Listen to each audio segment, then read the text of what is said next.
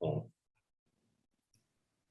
boa noite a todos e todas. A gente está dando continuidade, então, à nossa sessão dupla de hoje do evento do Seminário Internacional Direitas, Fascismos, Bolsonarismo. Lembrando vocês que esse evento é promovido pelo projeto Sprint, Política e Pensadores em Rede, pelo Grupo de Pesquisa Materialismos e pelo Departamento de Filosofia da PUC-Rio. A gente lembra vocês também que a gente conta para esse evento com a tradução simultânea das palestras internacionais realizada por intérpretes formandos do curso de formação de intérpretes de conferências da PUC-Rio. Então, a gente agradece muitíssimo a eles pela disposição e pelo auxílio indispensável para a boa realização do nosso evento. E, particularmente, a gente agradece a Maria Eduarda e a Carolina, que são as intérpretes que estão com a gente aqui nessa sessão. Eu lembro a vocês, aqueles de vocês que quiserem usar a tradução simultânea, vocês precisam clicar no ícone de interpretação, aquele ícone do globo que fica no canto inferior direito do Zoom, e ali vocês podem selecionar o canal com a língua que vocês querem ouvir. E, por último, eu lembro a vocês também que, ao longo desse mês, até o final do nosso evento, que termina na quinta-feira da semana que vem, a editora Ubu está oferecendo aos participantes do evento um desconto na compra de todos os livros do catálogo. Se vocês quiserem usar o desconto oferecido pela Ubu nas compras pelo site, o código que vocês devem digitar no momento da compra é esse que eu passei para vocês aí pelo chat. Bom, na nossa segunda sessão de hoje, a gente tem o prazer de contar com a presença da professora Melinda Cooper, que é professora do Departamento de Sociologia da Australian National University. A Melinda é formada na Universidade de Paris VIII e tem uma pesquisa que se foca, sobretudo, nos estudos sociais das finanças, no neoliberalismo e no novo conservadorismo, e dentro disso ela é a autora enfim, ela é a editora associada do Journal of Cultural Economy e a editora de uma série de livros pela editora da Universidade de Stanford, que se chama New Thinking for Financial Times, novo pensamento para tempos financeiros ou tempos de finanças. Mas, sobretudo, dentro dessa área, ela é autora de 2 livros muito oportunos. O primeiro dos quais, que é aquele pelo qual ela é mais conhecida no Brasil, é o Family Values, Between Neoliberalism and the New Social Conservatism, Valores Familiares, entre o Neoliberalismo e o Novo Conservadorismo Social, que é um livro que saiu em 2017, num momento em que muita gente ainda ainda se surpreendia com a conexão entre neoliberalismo e conservadorismo social. Esse livro da Melinda já apontava, olha, na verdade, essa conexão tem tudo a ver, não era para a gente se surpreender tanto com ela. E mais recentemente, agora esse ano, em 2021, ela publicou junto com a Lisa Adkins e o Martijn Konings The Asset Economy, a economia dos ativos, pela editora Polity, que é um livro também muito oportuno e com certeza vai dar ensejo há muitas discussões. Acho que era isso. Melinda, welcome. The floor is yours. Thank you very much, Rodrigo. And thank you for inviting me to this seminar. I'm really excited to be in contact with Brazil, and I can hardly wait to hear the other papers. I'm really interested in the whole Brazilian phenomenon, and I have a lot to learn. So I'm just going to jump right into this paper called Dynastic Capital, Small Business Populism and the American Far Right. Amidst all the confusion thrown up by the 2016 presidential elections, there was almost unanimous agreement that Trump was brought to power by the white working class. Trump himself worked hard to establish this narrative, declaring on the eve of his election that today the American working class is going to strike back. The narrative was corroborated by a broad spectrum of media sources, from the New York Times to Fox News. In an influential opinion piece published during the primaries, Thomas Frank reported that the bulk of Trump's fan base was made up of working class white people, and castigated the liberal press for representing demographic categories of nearly every kind, except that of the blue-collar worker. The New York Times was quick to endorse this assessment, declaring post-election that Trump had come to power by riding an enormous wave of support among white working class voters, a demographic which was assumed to overlap with that of white voters without a degree. In much of the commentary on Trump's election, the categories of blue collar, working class, private sector, and uneducated are woven so closely together that they are difficult to prize apart. Yet the chain of associations is deeply anachronistic. The picture still made sense at the time Arthur Wolfe published his classic study of Union voters in 1969. But according to Wolfe himself, was already beginning to morph by the end of the 1960s. In the 2 decades after World War II, unionized households headed by blue-collar workers pulled away from their non-unionized counterparts, becoming significantly more likely to own their own homes and draw in higher wages. And as blue-collar heads of households moved into the middle class, their loyalty to the Democrats also weakened. In a study published a decade later, David Howell made the astute observation that blue-collar workers had developed a divided class consciousness. Men who considered themselves working class on the factory floor increasingly identified as middle or lower middle class when it came to their status as homeowners. Yet they often retained a distinctive understanding of class mobility. If they aspired to move on from the factory, it was by becoming a small business owner, an independent truck driver or tradesman, rather than pursuing college education. As the private sector union movement lost steam in the mid-90s, this sense of double-class consciousness proved decisive in drawing one group of unionized blue-collar workers into the arms of the Republican right. It was the newly ascendant public sector movement that emerged triumphant from the crisis of the 1970s and continued to thrive under adverse conditions, while private sector unions bled membership and succumbed to the multiple blows of plant relocation and regressive labor law reform. Today, the class composition of the American workforce has changed beyond all recognition.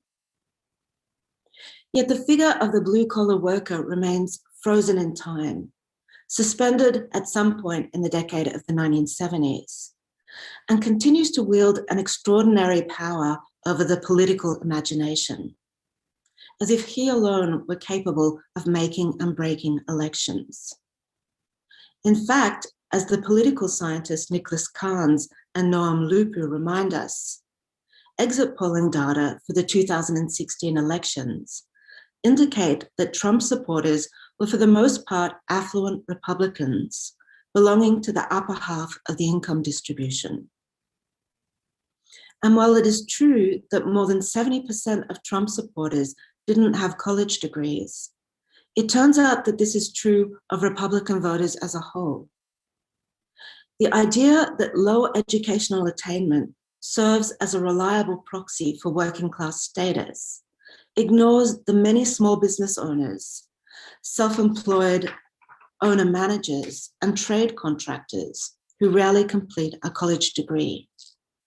By all indications, small business owners were particularly fervent supporters of Trump.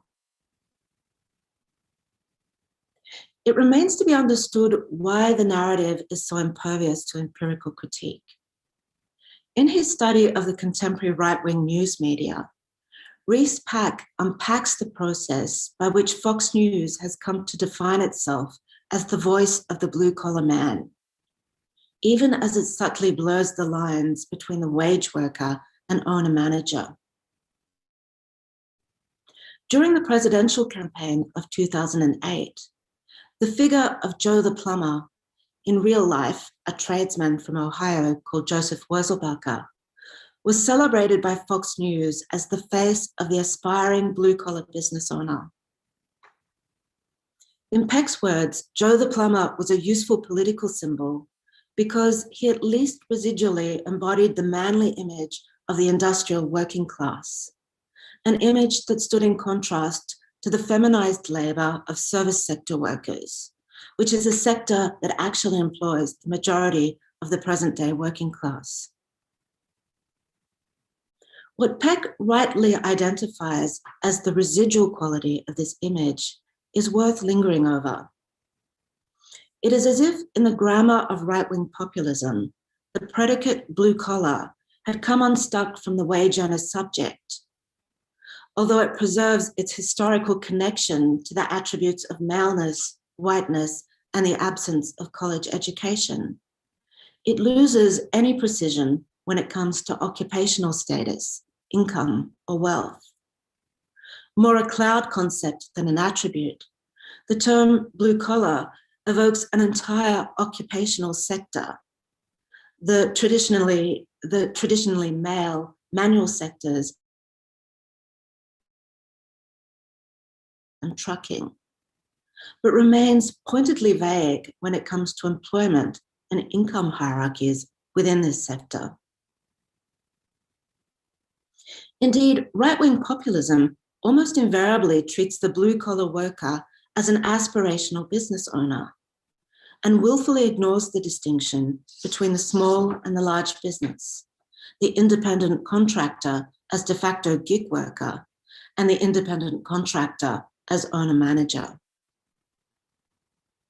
Fox News could hail Trump as a blue-collar billionaire for the same reason it identified Joe the plumber, the would-be business owner, as a working-class icon. By forcibly uniting labor and capital under the corporatist banner of blue-collar production, right-wing populism cultivates an imagined alliance of interests between the blue-collar taxpayer and the billionaire businessman.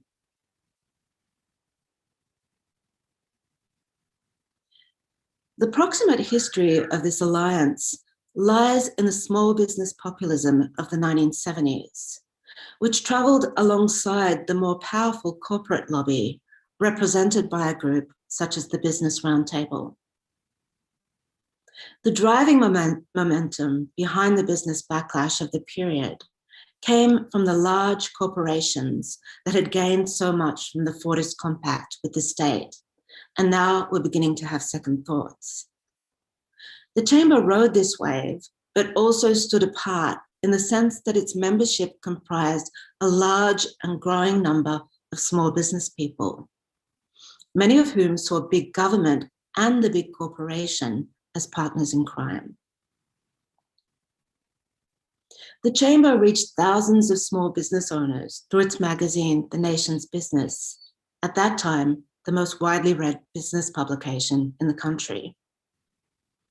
Its broad appeal rested on its ability to exploit the blurred lines between the genuine independent contractor and the aspirational sole trader, or simply the misclassified employee.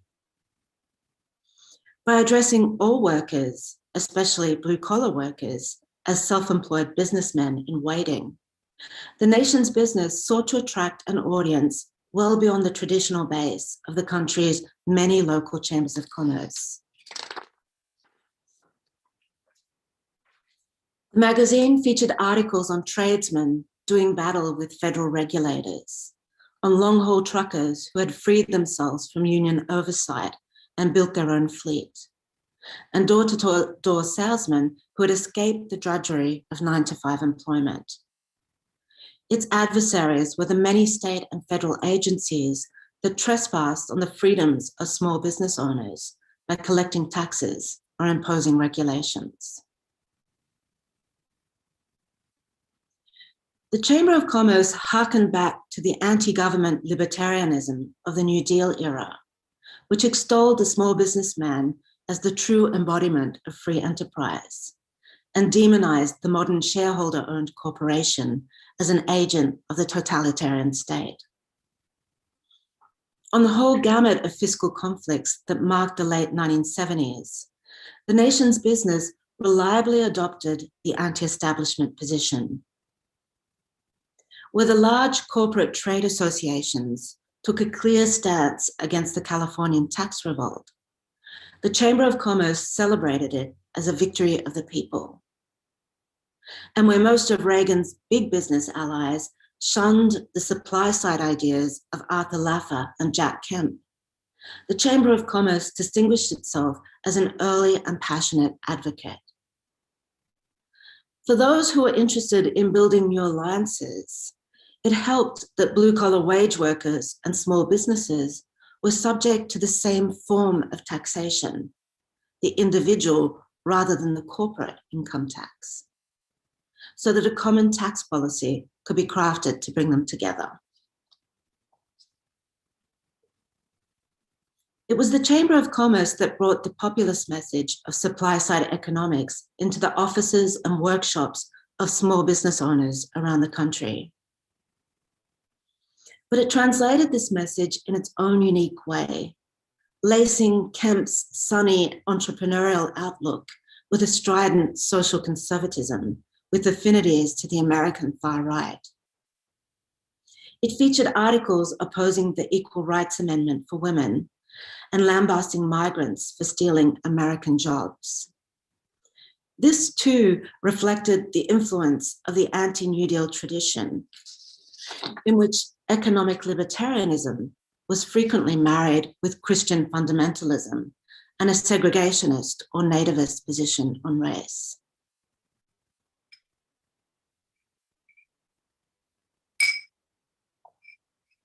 Not incidentally, the Chamber of Commerce had close links with Amway, the direct sales company that was co-founded by board member J. Van Andel and his childhood friend Richard DeVos in 1958. According to Van Andel, the company's name Amway was an abbreviation of the American way, which he summed up as the idea of free enterprise through small business. The idea that you can start your own business, whether a fruit stand, a farm, or whatever, and you can do your own thing in life. In 1979, Fortune magazine included Richard DeVos and J. Van Andel in a list of the top 50 invisible rich. Invisible because they had amassed fortunes in privately held companies, as opposed to the then more common practice of shares in public corporations. The richest of all was Charles Koch, chairman of the private family company, Koch Industries. During the same period, Amway distributors were making an average of $76 per month. Yet Amway's entire marketing strategy rested on its ability to present such vast disparities of wealth as differences of degree, not kind. The company insisted on referring to its salespeople as independent business owners, although in fact they enjoyed all the responsibilities and none of the advantages of sole proprietorship. At the time Amway was established in 1958, the practice of misclassifying dependent workers as independent contractors was already well established amongst other direct sales companies. But prior to Amway, no company had so thoroughly enlisted its salespeople into the spirit of mutual exploitation. The model Amway contractor was never simply a subordinate, because he could only get ahead by drafting other salesmen and earning a bonus on their sales, thereby sharing a hybrid identity of exploited and exploiter. Former distributors have highlighted the centrality of familial ties to the company's organizational structure. Not only were Amway salespeople encouraged to sell to their immediate social circles, they were also instructed to enroll family members within the work of distribution, with husband and wife assigned to gender-appropriate roles inside and outside the home. The arrangement conferred considerable tax advantages, but beyond its value as a tax shelter, De Vos and Van Andel were interested in the unique capacity of the family to exploit unpaid labor and recruit new generations of distributors.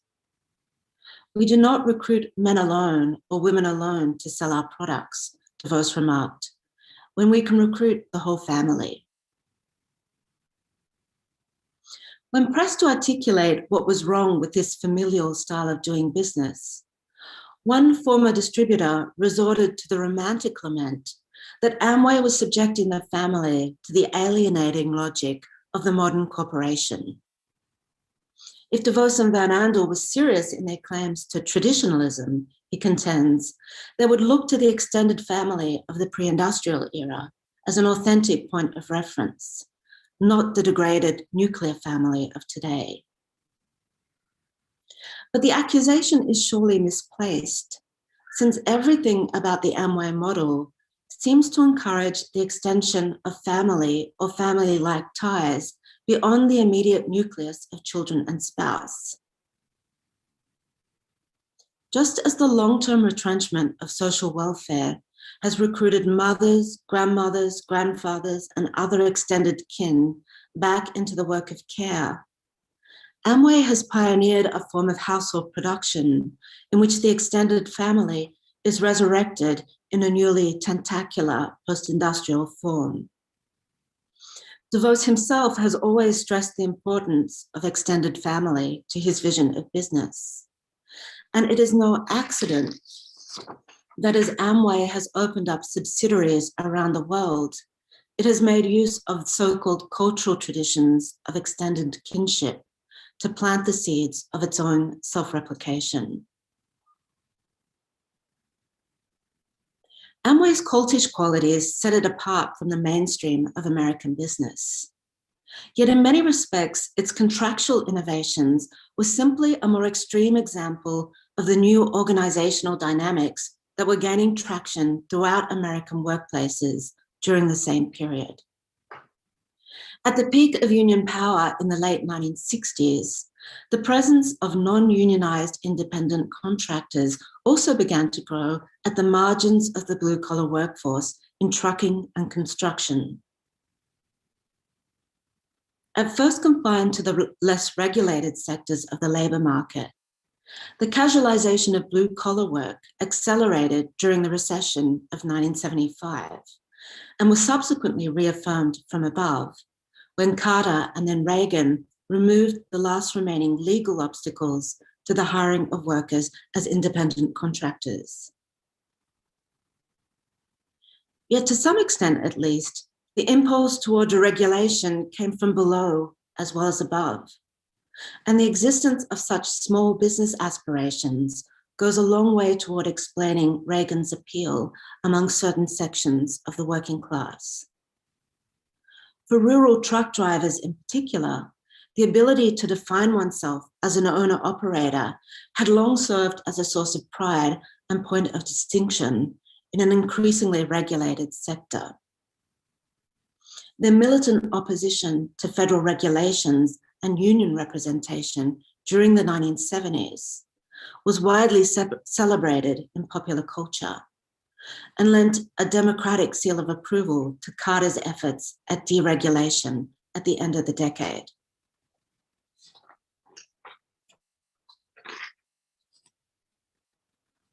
Although there was no such mass movement to resist unionization in the building trades, the experience of working as an independent contractor was, if anything, more pervasive there.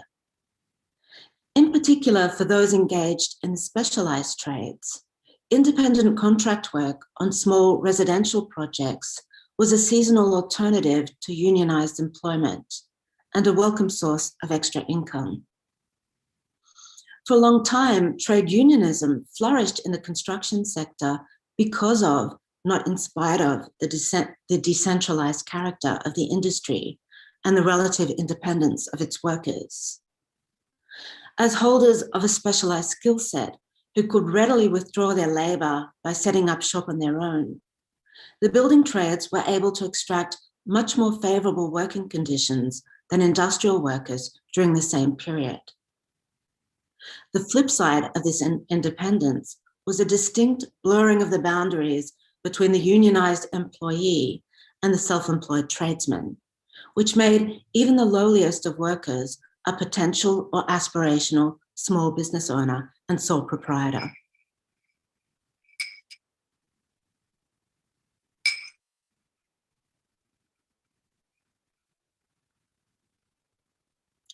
One person who made early and strategic use of this ambiguity was Ronald Reagan, who, as a former contract worker for the Hollywood movie studios, had long been sensitive to the plight of the self-employed businessman. In a radio address that went to air in 1978, Reagan took up the cause of a small businessman in the Vermont logging industry, who he alleged was being harassed by the federal government for misclassifying his employees as independent contractors. The small businessman in question was operating as a prime contractor.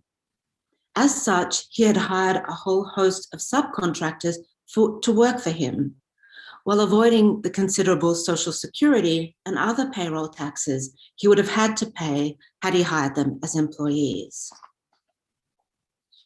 But Reagan's address made no acknowledgement of the very real differences in authority and income between the prime contractor and his subcontractors.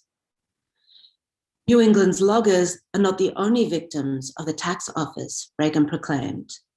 Independent contractors of all kinds are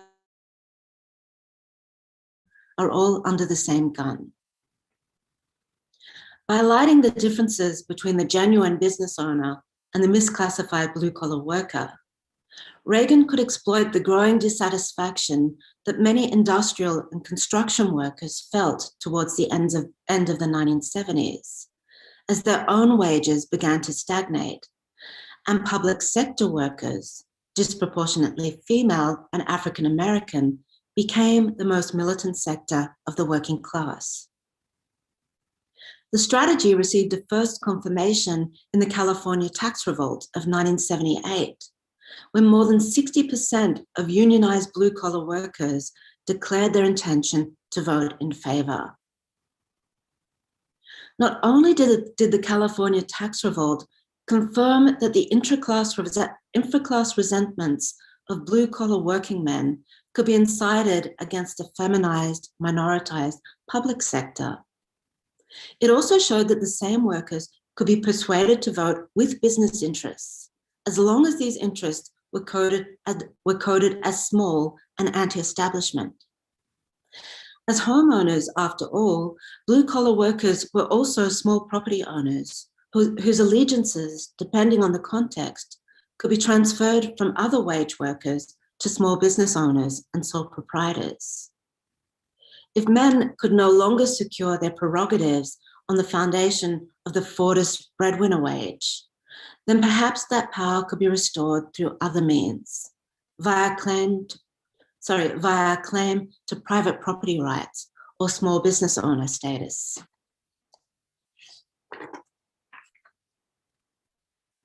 The strategy paid off a second time in 1980, when candidate Reagan won a full 54% of the white working class vote, and 22% of traditional Democrat voters defected to the Republicans.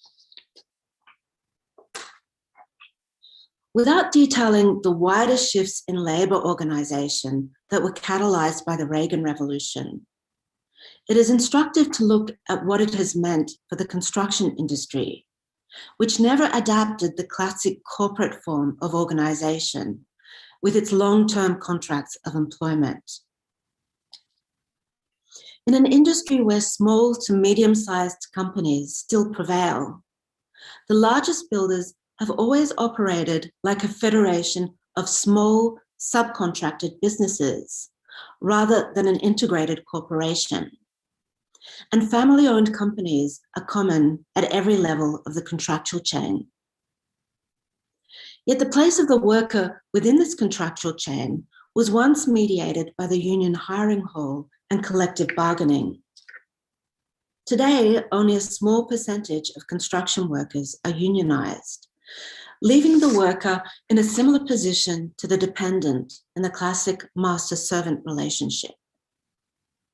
When a large real estate dynasty, such as the Trump Organization, initiates a new development project, it contracts with a cascade of smaller, very often family-based companies.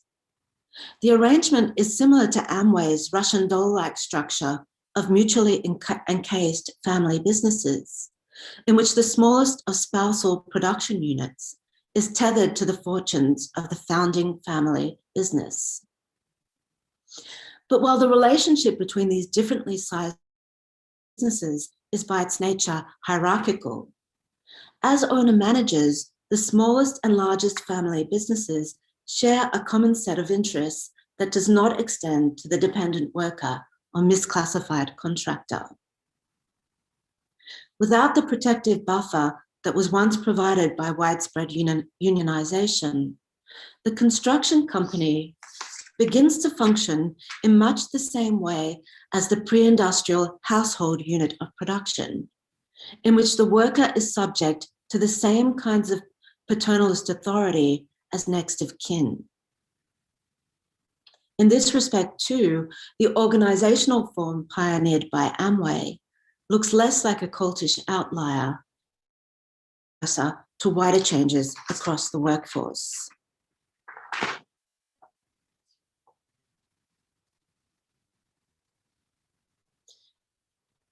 Yet ironically, Reagan's breakthrough was by its nature self-limiting. By leveraging the defection of blue-collar former Democrats to permanently disable the private sector union movement, Reagan made it almost impossible for Republican presidential candidates to replicate his winning coalition into the future.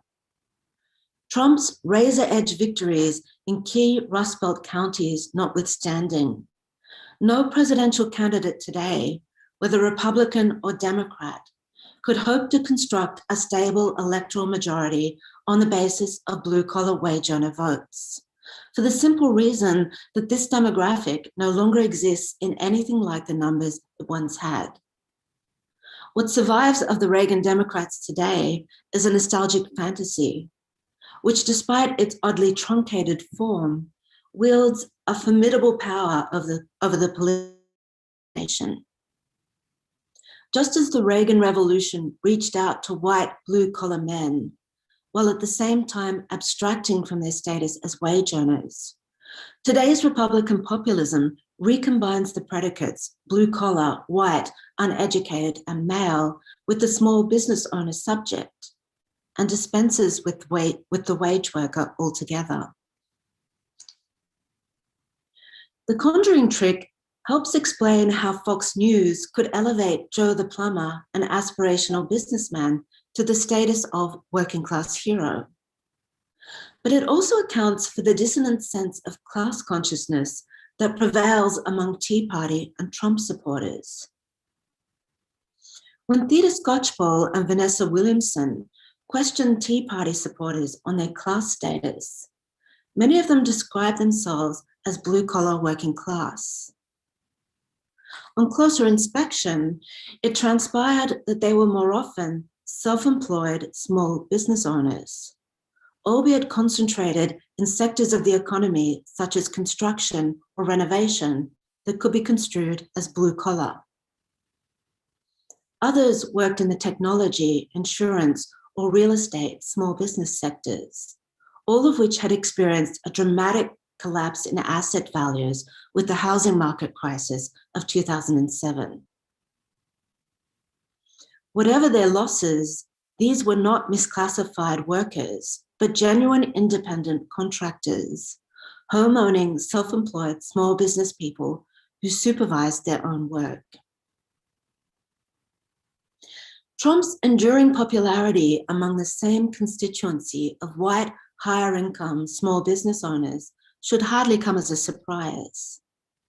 Implausible as it sounds when we know the full details of his childhood, Trump consistently presented himself to his base as a self-made businessman who had started off small and made it big in the blue-collar world of construction. Speaking before a group of small business owners during the first months of his presidency, he told them, "I understand you, I have been there." Trump's presentation as a friend to small business proved critical in his efforts to sell his 2007 tax cuts to a broader public. The details of the bill were worked out by Trump's supply side, including Arthur Laffer, who had also played a central role in designing Reagan's individual tax cuts for wage workers and small business in 1980. And although Trump's tax cuts included shameless concessions to the wealthiest of corporations, it was the small business component that Trump and his advisors relentlessly publicized. Yet while supply-siders could plausibly sell their tax cuts as a boon to small business in the early 1980s, when most non-corporate entities were effectively small, things are no longer so simple. Today, some of the largest, most successful businesses operate as private companies, and the bulk of all business income is derived from non-corporate entities, such as hedge funds, private equity firms, and real estate partnerships, a reversal of the hierarchy that prevailed in the 1980s. Increasingly, big business is masquerading as small business for tax purposes. The Trump Organization is just one of the many vast business conglomerates that have learned to deploy this masquerade to maximum effect. Yet Trump and his supply-side advisors continue to act as if his tax cuts were a concession to the little man and the small business owner.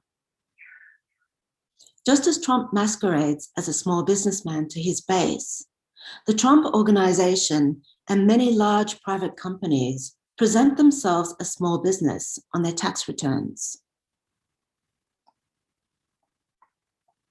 It is surely no accident that the most significant donors to the Tea Party and Trump hail from the same world of privately held, unincorporated, and family-based capitalism that produced Trump himself. In 2020, Forbes named Koch Industries as the largest privately held company in the United States. The Mercer family, which did so much to underwrite Trump's road to power, owes its wealth to a privately held hedge fund.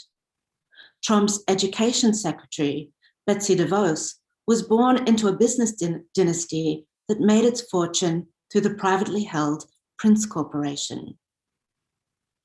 When she married Dick DeVos in 1979, she consummated an alliance between the Prince family fortune and Amway, one of the largest private companies in the country. As the scions of private dynastic capital have invested the halls of power, they have elevated their own set of political associations as rivals to the old.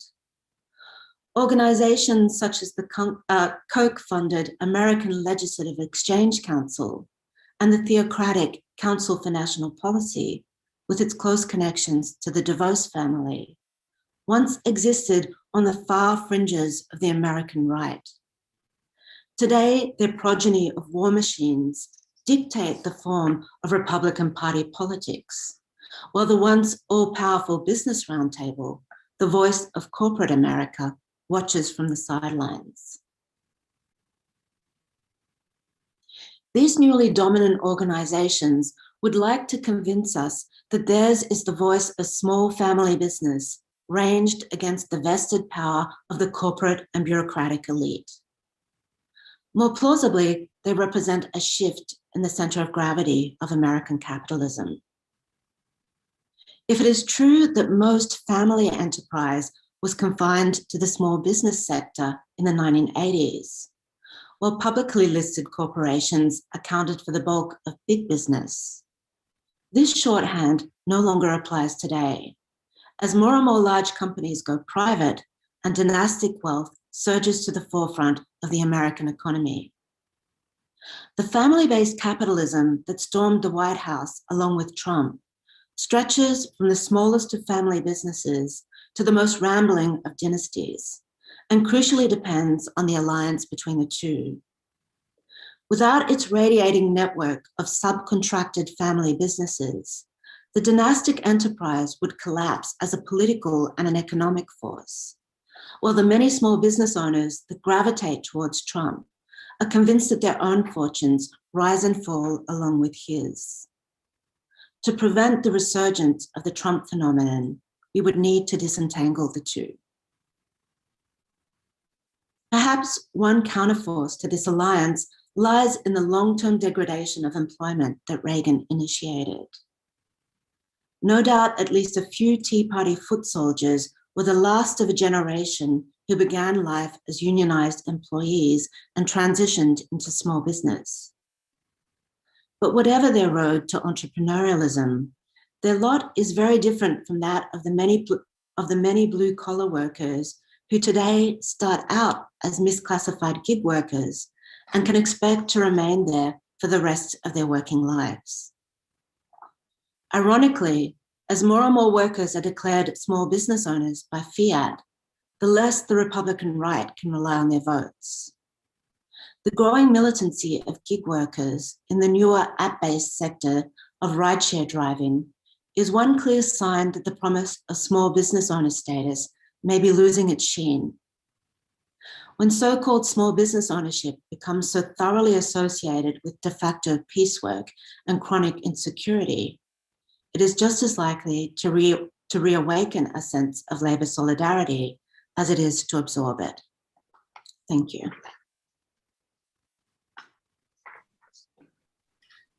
Thank you, Melinda. Bom, eu não tinha dito no início, mas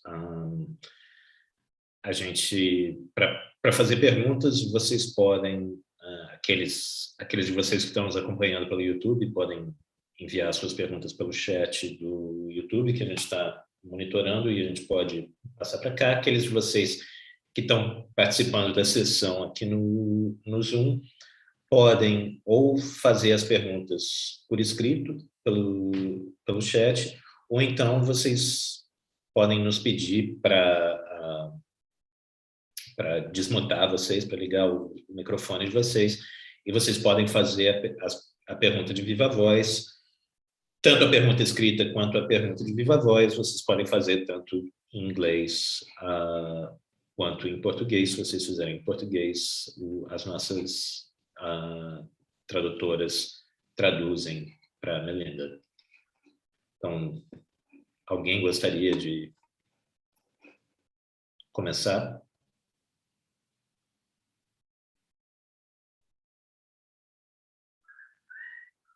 Alguém?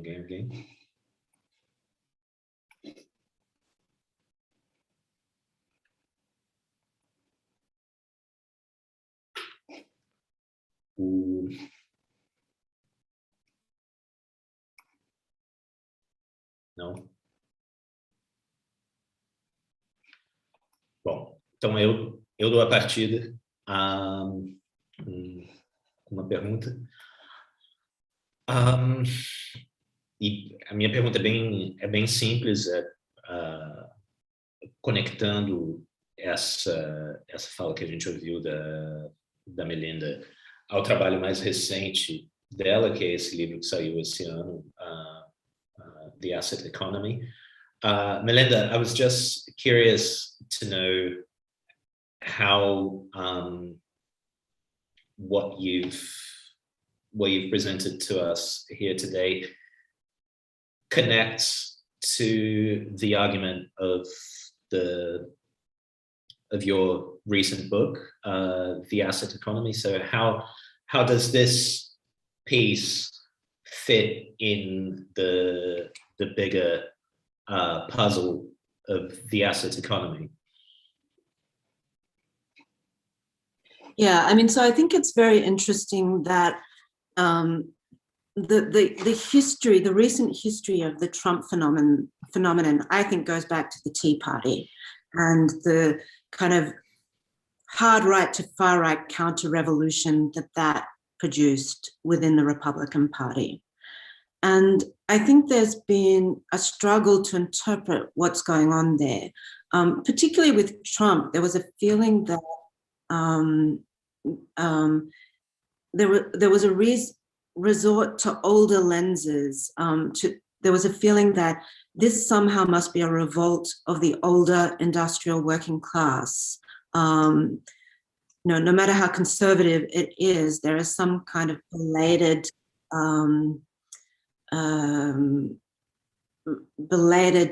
response to deindustrialization and offshoring. And I think that was a complete misreading. I mean, I think it makes sense for a few counties and states, but I don't think it can be read as the whole kind of right-wing populist wave. So I think a part of the whole subprime crisis that was not analysed in full at the time was what it meant for small business owners. Okay, so we concentrated on homeowners, on subprime borrowers. But if you look at the growth in employment between 2001 and 2008, a massive amount of GDP growth and employment growth was in the real estate and peripheral sectors. So real estate, specialized building trades, small business mortgage brokering, conveyancing. So this kind of small business class, if you like, gained considerably from that, from Greenspan's pro-housing policy during that period. And they experienced the crisis as a kind of depreciation of their asset values. It was not the brutal loss of wealth that other sectors of the American population suffered, but it was experienced as a loss of what they, as deserving producers, were owed from the American state. And so I think the Tea Party was a small business owner response to what the housing crisis meant for them. What's interesting is that since then, since the subprime housing crisis, and since years and years of permanent quantitative easing and rising asset prices, what we've seen is private equity move into the housing market. So private equity, a form of private capitalism too, and buy up the housing sector en masse. So in a sense, the real winners from this had been private capitalism, yes, but very big private capitalism. So it's not the private small business sector, even though the kind of effective alliance between those two, I think, remains incredibly strong.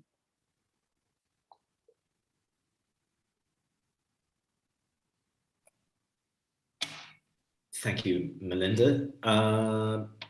Eu acho que a Letícia tinha dito que ela ia fazer uma pergunta de viva voz, e nesse meio tempo apareceram duas perguntas no chat, então eu vou passar a palavra para a Letícia, E aí depois eu faço as perguntas que estão no chat.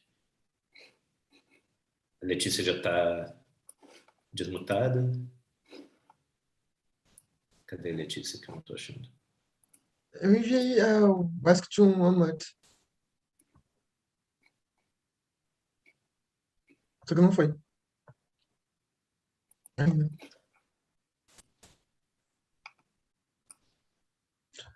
Ué, vou mandar de novo. Pois é. Oi. Não, tá, beleza. Oi. Oi, Letícia. Olha disso. Oi, tudo bem? Boa noite, obrigada. Faço em inglês, Rodrigo? O que você acha? Como você achar melhor. Tá, acho que fica mais direto. So, good evening, Melinda. Thanks for the very thoughtful talk.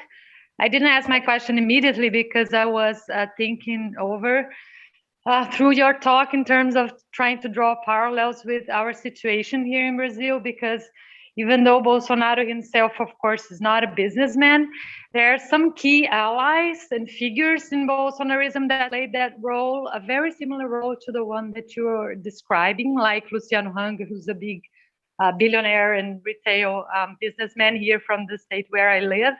So I was wondering two things, whether you see in this conflation between these different roles of the small businessman, the big businessman, the worker, the role that these figures play, figures such as Trump and also this guy, Luciano Hang, for instance, play as models for small entrepreneurs and small investors who wish to become rich, right? Because I feel there's something going on along those lines. And this guy in particular, he's very explicit about putting himself in this role. Like, you guys could be like me one day if you just work hard enough. And all right.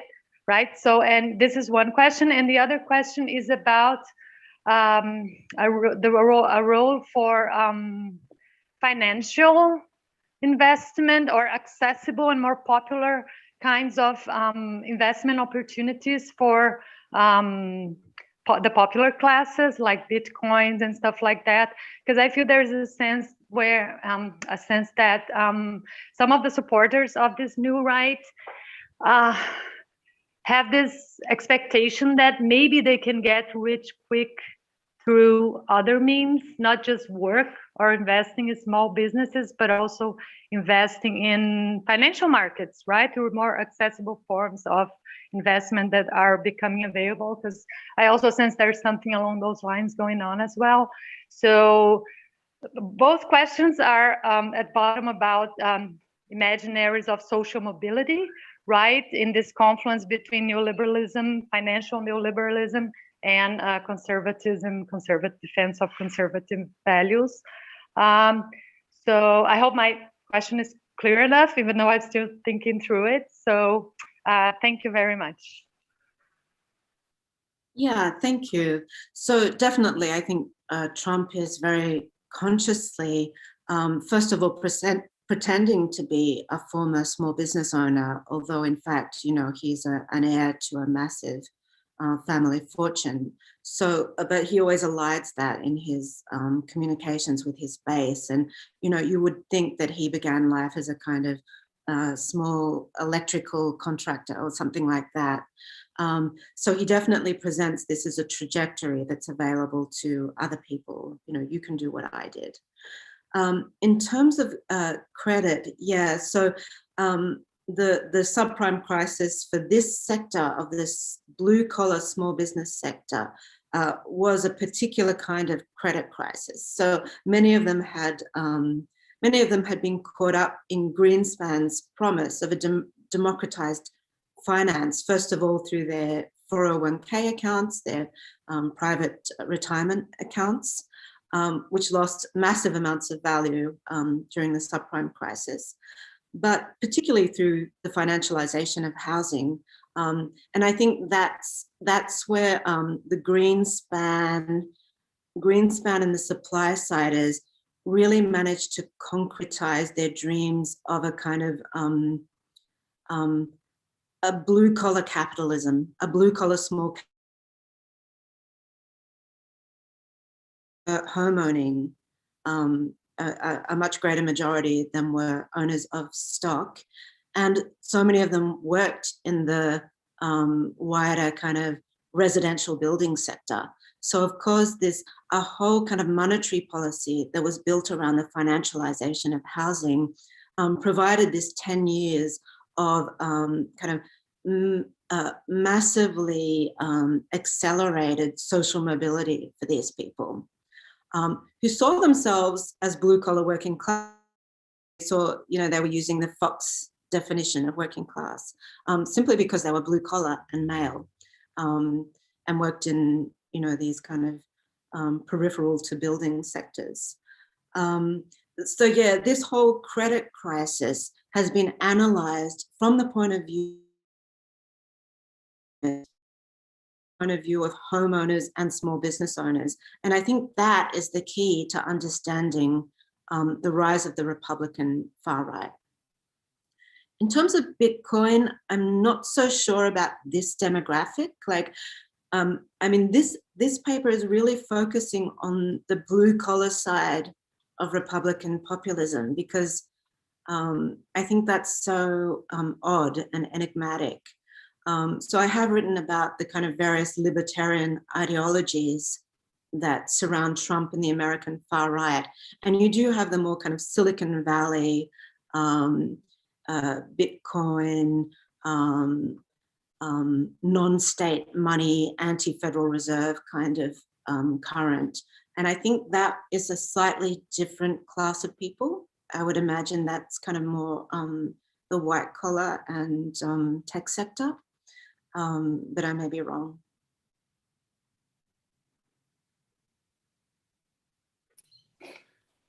Thank you, Melinda. The two questions, I'm gonna group together the two questions that we got on the chat, because they're both in a way about the comparison between the possible comparisons between the US, which you analyze in your paper, and Brazil. So one is more generally about how do you see the parallels between Trump and Bolsonaro, from what you know about Bolsonaro? Like, what do you see as being the parallels, or and how do you see the relation between the two, and what future the kind of politics that they represent might have? And the other one is regarding the end of your talk, where you talk about the growing militancy among app workers,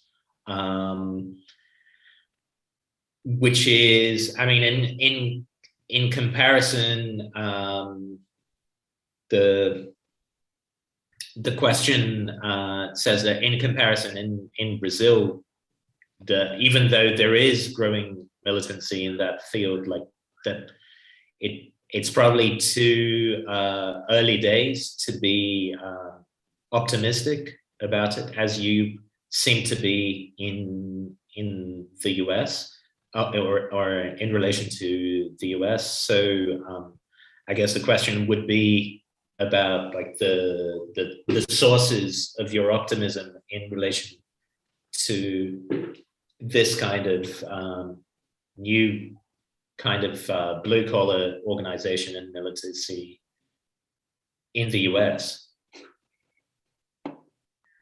I mean, the connection between Trump and Bolsonaro, I don't know. I feel that I'm learning, and really all I have been able to gather about whether or not this connection exists in Brazil is your work, Rodrigo, and Veronica Gargo's on micro entrepreneurs and that kind of democratization of small business owner status. But I don't know how much that plays into Bolsonaro. I'm really interested to learn, and I want to read more. For what it's worth, I mean, the parallel really stands for Australia. So it's very clear that there was a kind of a base of support for the Labour Party that disaggregated around the 1990s, and that this had everything to do with the recomposition of the blue-collar employment. So that as more and more of these workers were reclassified as tradies, as independent contractors, and many actually became small business owners. And as unionization retreated, building used to be a very there used to be a very prominent, very left-wing union in the building trades, and that no longer exists. And this provided the basis for the ascent of someone like John Howard, who I think is, a hard right veering on the far right kind of figure. I think there's a different temporality in Australia. So they're the parallels I have at the moment. In terms of gig worker militancy, I think it's too early to be optimistic too, though I do stand with that assessment that there's a self-defeating and self-eroding quality to the kind of Reagan Democrat alliance, and that when people read this into Trump, they're really missing the fact that Reagan was able to do something that Trump cannot do, and hence all these efforts on the part of the Republican Party simply to gerrymander, to rig the voting system, because they don't have a base there. And the more working conditions become gigified, if you like, the less they're going to be able to sell that small business ownership as a kind of plausible pathway to small-time capitalism, I guess. So I'm not optimistic in the short term, but and there's a real urgency about the situation now, but I think in the medium term, the Republicans have eroded the base they tried to create, this new kind of alignment they tried to create in the 1980s.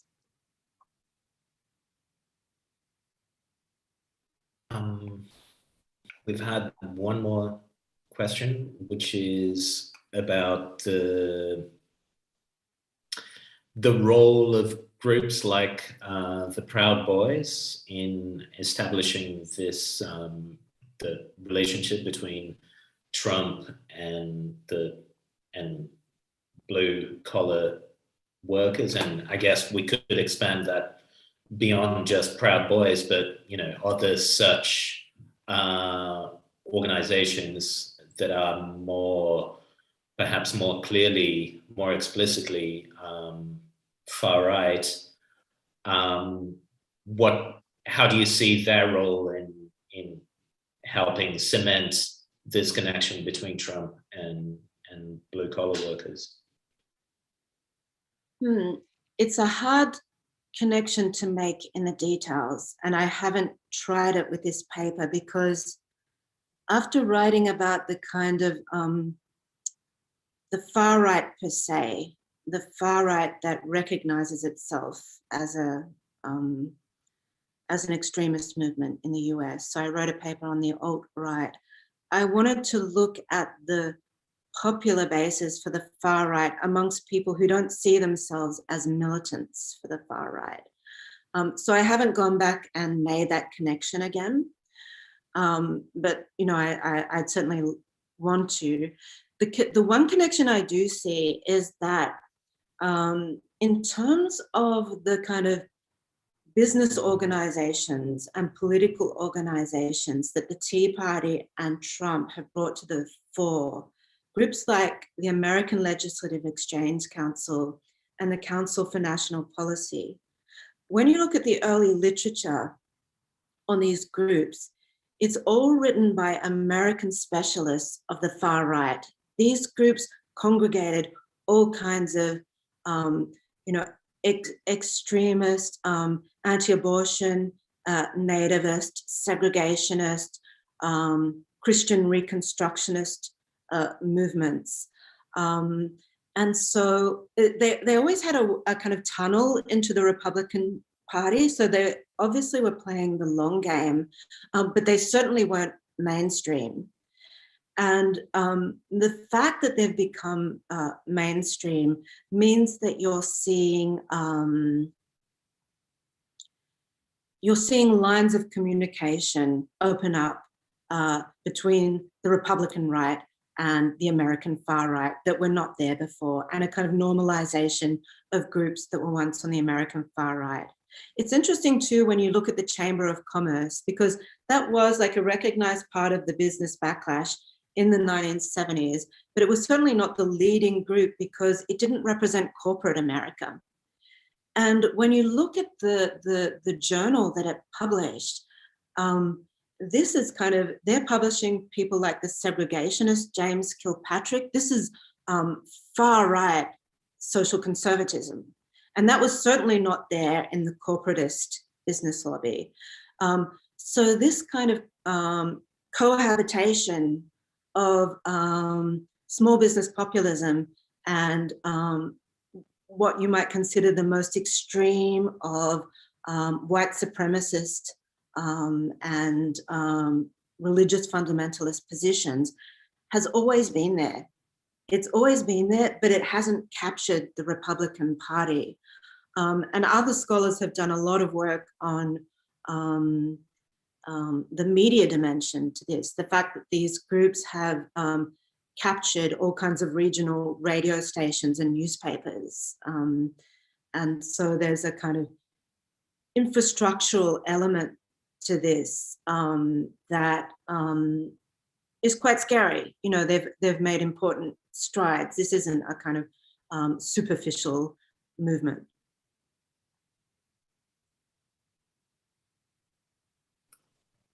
Oh, I have a question. Oh, okay.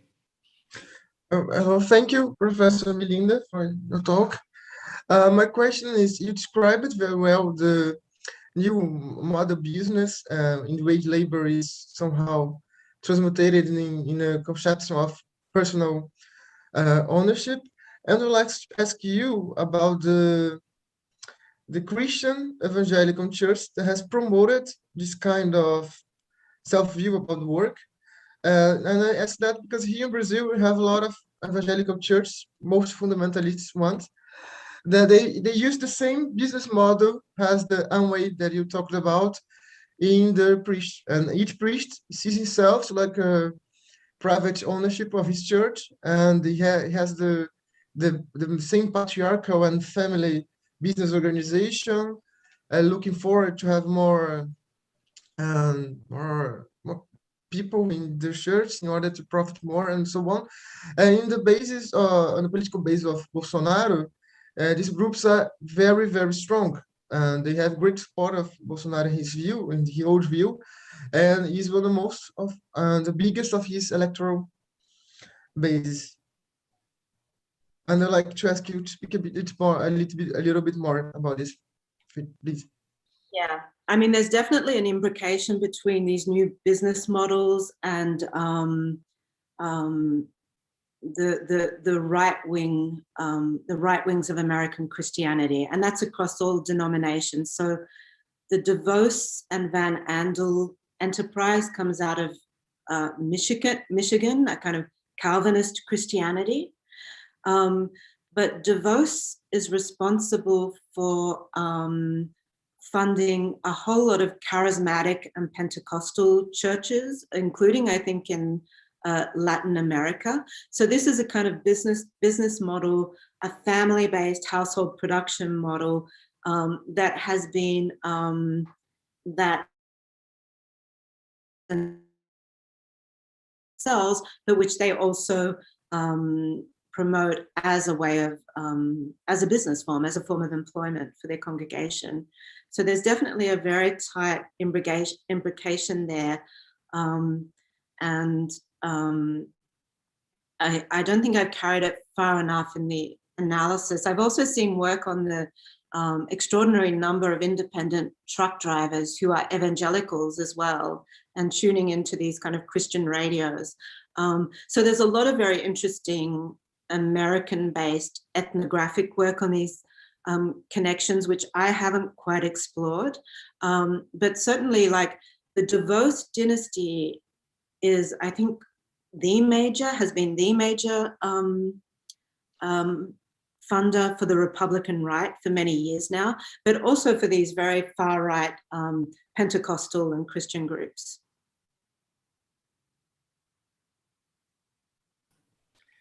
Eu acho, Letícia, que você tinha uma...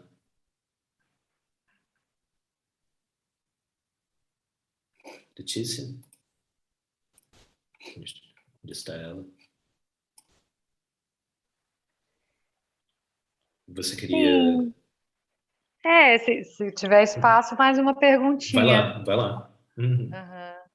Okay, so Melinda, if you allow me to just another question. What I found interesting about your talk is how the status of family seemed to change even in relation to your previous analysis. So it's not just that family comes to fill in some of the gaps that the social states, the neoliberal depletion of the social state leaves, but I think your argument implies that the organizational form of the family somewhat comes to influence business forms. And I was also very interested when you mentioned this cultish quality of the organizational form of Amway and how it went mainstream later on and changed again. But because I find very productive to think many of the phenomena that resonate around the new right, literature about cults, pyramids, Ponzi schemes, you know what I mean? So I'm wondering, in terms of the organizational form of these small businesses as they come into the orbit of neoliberal conservatism alliance. I'm not sure if my question is clear enough, but maybe if you could elaborate a little bit more about this when you mentioned the cultish quality and the imbrication between family forms, the extended family forms, and these new business forms, because as an anthropologist, I find this very, very interesting. Thank you. Yeah. So obviously there's a lot that has been written on the kind of remaking of the corporation and the kind of decline of bureaucratic forms within the corporation. And that has been associated with a kind of absorption of the 1960s counterculture critique of the corporate man. But what I was interested in is these sectors of the economy where you do have a move to these kind of network-like rhizomatic forms of organization, but always tightly imbricated with these very authoritarian, hierarchical household orders of gender division of labor.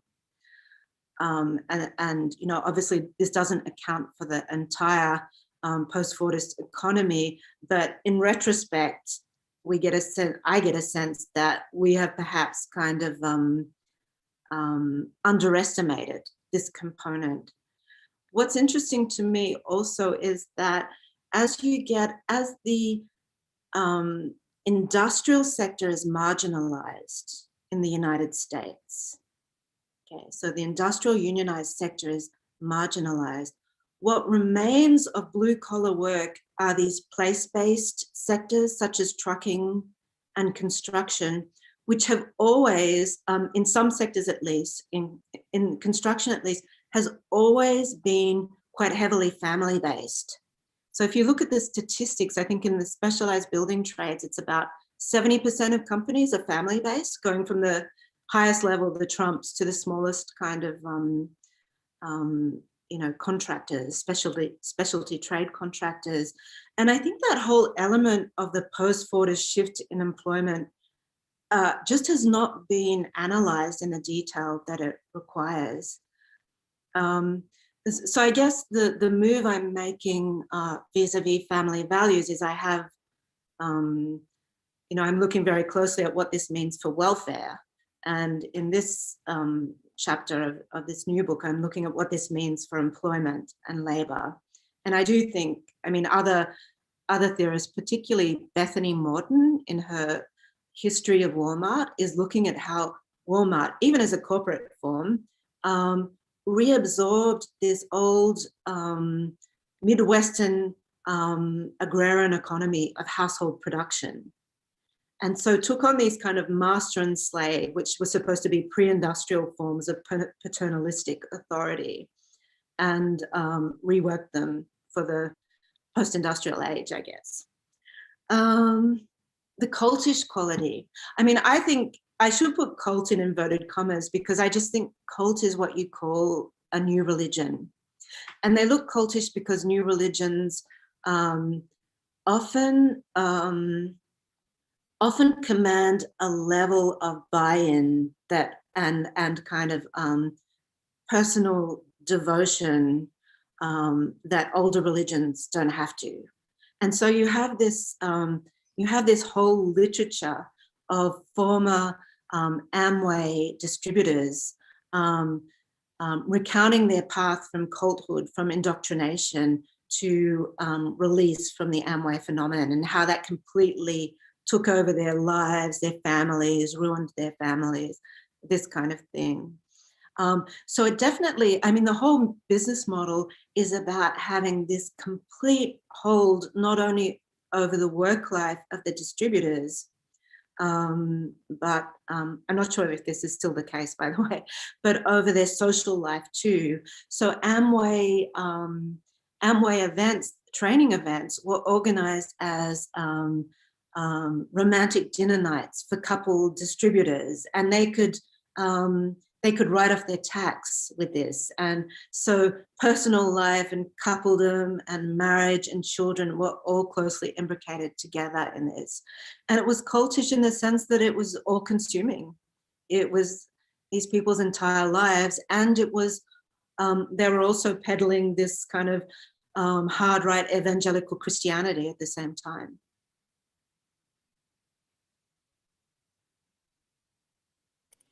Just a quick note on that, because we were talking earlier, Melinda, about this text that I wrote that should be coming out soon on the relationship between Bolsonarismo and entrepreneurialism.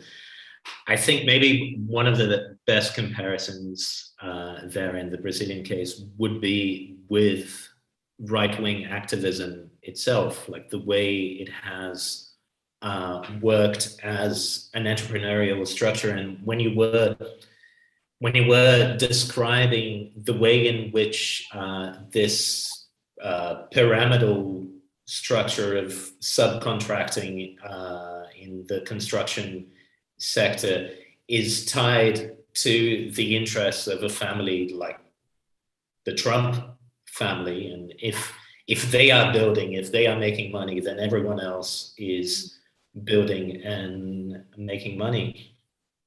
And I was thinking precisely of the way in which the people whose career in the last 6 or so years became being right-wing, so the people who got into politics via mostly social media activism, and some of which ended up getting elected, etc.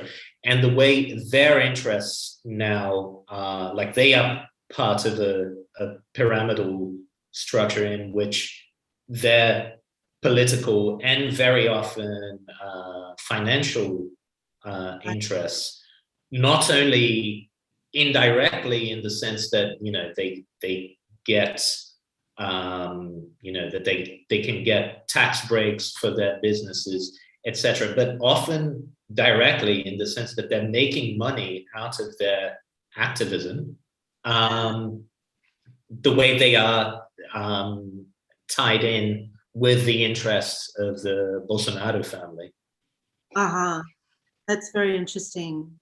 Are you saying money through their media products, or well, there is this transformation, there is this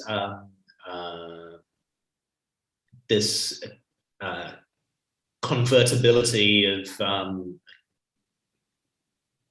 social media capital into political capital, and obviously all the time these can be turned into actual capital, because you can leverage your social media presence in order to get like book deals, or you get hired by corporate media, etc. But also you can convert that social media capital into a political career, so you can run for office, or you can be, you can get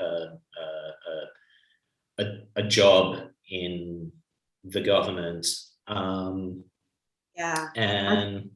there is this constant transformation of social media capital into political capital, and vice versa. And all the time people are making money out of that. Yeah. And you can see it happening here in Australia with the anti-vax campaigns. You suddenly see characters pop up who are obviously, racing against time to leverage these movements to kind of position themselves as political actors in some way. Yeah, but that's really interesting. Yeah, we've had that in Brazil with the so-called tratamento precoce, the early treatment, which the government played a huge role in pushing. But it was mostly, and Leticia, who just asked you the question, has written about this recently. But it was, I'd love to see the main actors behind it there was like this network of like doctors who became social media influencers, and who were and built huge followings pushing chloroquine and these other so-called treatments for COVID. Yeah. I can see and there was total synergy with the government, because obviously at the same time the government's policy was to try and delegate as much responsibility for dealing with the pandemic to people themselves. So for them, that this was happening was a great thing. Yeah, I can see how there's a whole kind of media dimension to this that would be really interesting to follow up. Really, really interesting. Yeah, particularly the entrepreneurial form, the contract work, the kind of recruitment of publics. I'd be really interested in reading both of those papers, actually. Yeah. And it's interesting that a lot of this, because you were thinking specifically about sectors like construction and truck drivers, etc. So blue collar,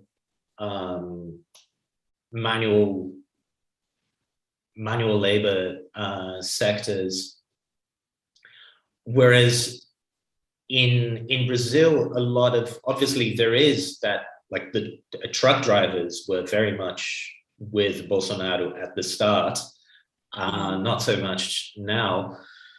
But in Brazil, there's also like this big element of, say, service sector entrepreneurialism via, which was heavily mobilized via social media. So people whose careers became being right-wing on social media, so to speak. And a lot of, interestingly, a lot of overlap. That was actually something I was going to ask you strictly out of my own self-interest. If you know of any, or if you have any work to recommend on specifically like the coaching industry, people who work on coaching, like this whole this whole business of teaching people how to succeed in business, etc. Because that seems to have been hugely mobilized by Bolsonarismo. Let me just write that down. I hadn't thought of that. I mean, in a sense, this paper, because I'm trying to figure out this blue collar thread, I've become very kind of maniacally focused on these sectors that I didn't know all that much about. But yeah, I can see how there's a proliferation of all kinds of entrepreneurship around this phenomenon that are bringing in different kinds of demographics. And, I'm not sure how stable it is, but the media and the kind of religious business organization crossover, I think would be a really interesting one to follow. Yeah, I haven't myself looked at the kind of business coaching. And, I've tried not to get pulled down the rabbit hole of looking at YouTube right-wing lectures, but I know there's a whole world out there. Yeah, that's for sure. I mean, I'd be really interested in any recommendations for what you think I should read about Brazil and Bolsonaro. I've just been kind of, dipping into things by myself, but not feeling a great amount of direction. I can use Google Translate and figure things out, but if you could tell me what you think would be interesting to read, I'd be really interested. I mean, Leticia's work I would definitely recommend, and she's published some of it in English. I can put the two of you in touch later. And yeah, I'm sure other things will occur to me that I can recommend to you. I saw the last issue of Radical Philosophy, and Rosanna's work. Oh yeah, Rosana Pinheiro Machado, which I cite in Rosana Pinheiro Machado and Lucis Calco. I cite in that piece for Radical Philosophy, so you can, and that's in English as well, or some of it is in English.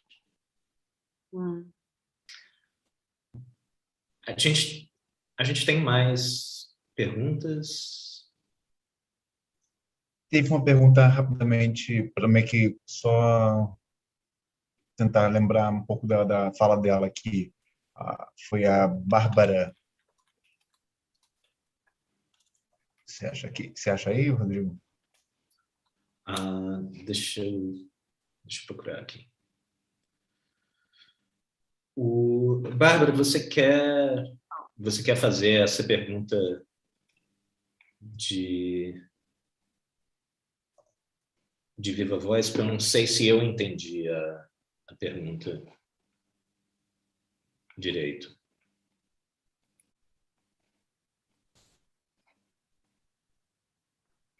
Bárbara, dê um sinal. Se você... Deixa eu... Olá. Oi.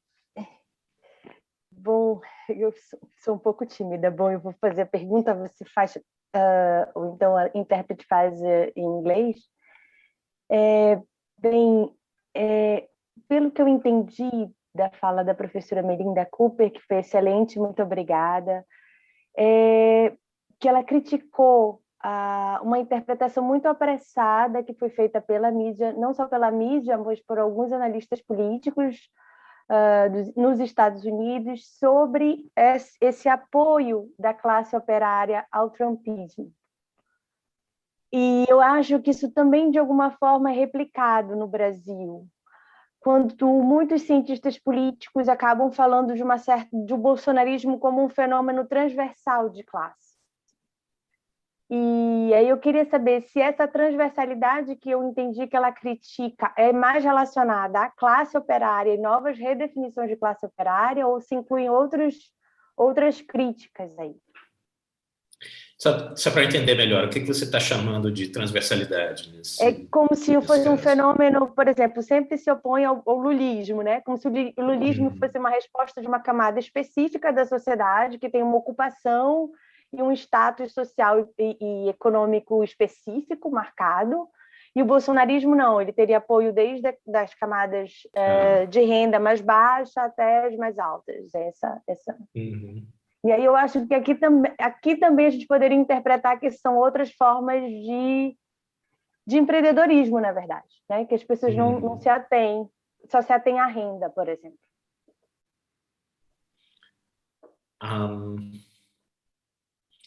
Melinda, did you get the translation? Yeah. For that?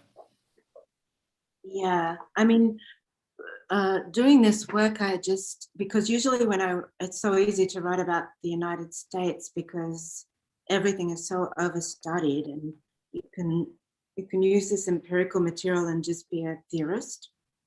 And I was really struck by how poor first of all, the raw polling data, and second, the analysis of Trump's support base was like shockingly impoverished questions in the polling data. So very little, sometimes income, nothing about occupational status. So is this person an employee or a contractor, or, what is their actual employment status?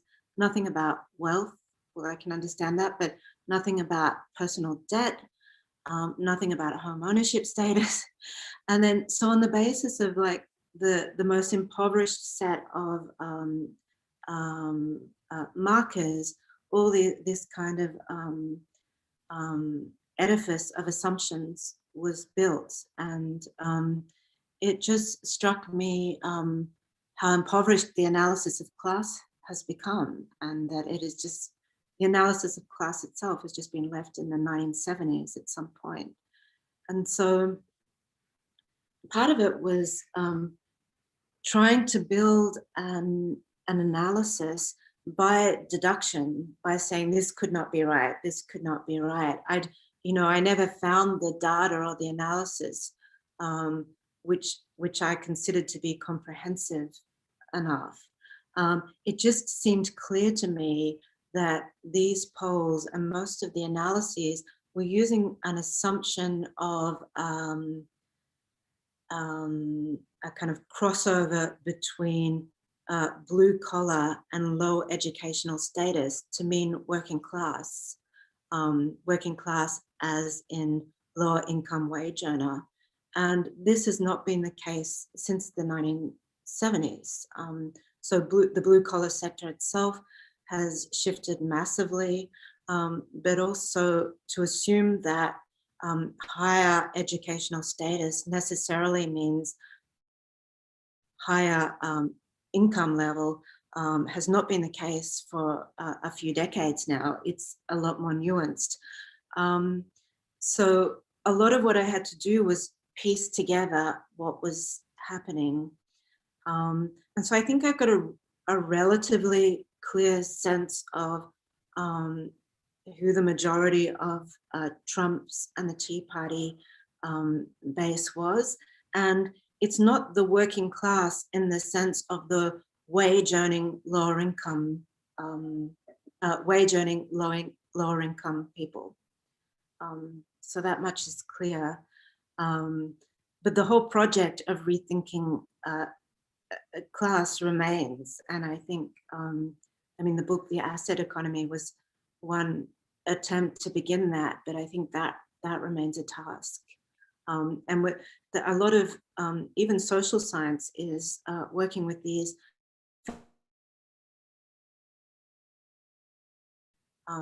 crude conceptions of class, even kind of the idea of the middle class, I think,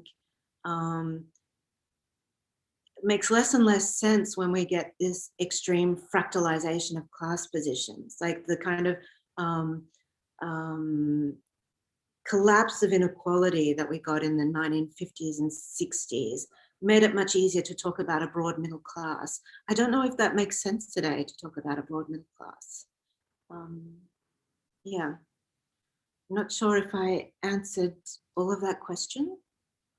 There was something at the end I think I missed.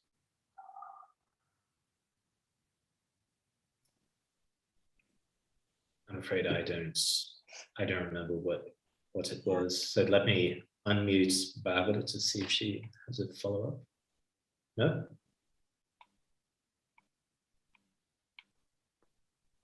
Muito obrigada.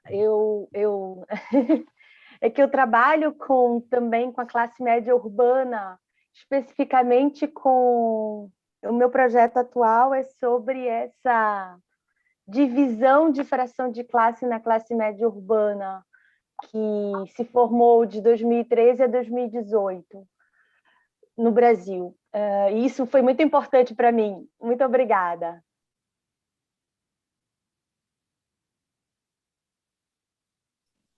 Obrigado, Bárbara.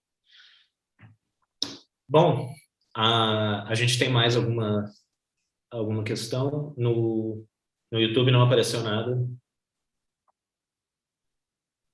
Aqui também não, ninguém. Dou-lhe uma. Dou-lhe duas. Três. Não? Bom. Então... Alguém falou alguma coisa? Perdi? Não. Bom, então eu agradeço. Em primeiro lugar. Sorry? I said thanks. It was really great. The questions were really interesting. Yeah, well, and I'll follow up with the references with you guys. So thank you, Melinda, very much. Muito obrigado a todos vocês que vieram e participaram. Obrigado a Carolina e a Maria Eduardo, que foram as nossas tradutoras hoje. E a gente continua amanhã, às 19 horas, com o Vladimir Safatli e o Álvaro Bianchi. Então, a gente se encontra amanhã no mesmo bate-horário, bolso horário, talvez, para a gente adaptar ao evento. Thank you very much, Melinda, once again. And thanks. I had a great time. That was really interesting. Yeah. And I'll tune in for the other talks. Brilliant. So we'll be seeing you for the next. Translators. Amazing work. Thank you.